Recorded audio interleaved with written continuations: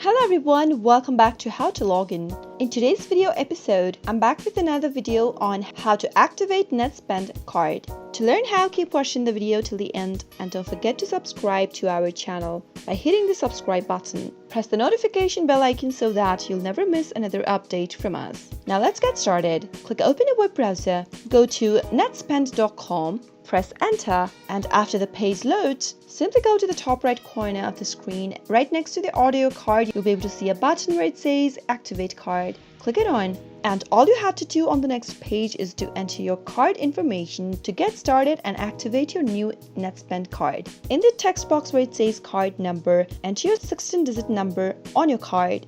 Once you do that, head over to the security code text box and type in the 3-digit number at the back of your card and click on continue. Soon after you do that, you'll be able to activate your card that you'd like to use for your Netspend, and you'll receive a confirmation that your card has been activated. That is how you can easily activate your Netspend card. I hope you found the video to be helpful.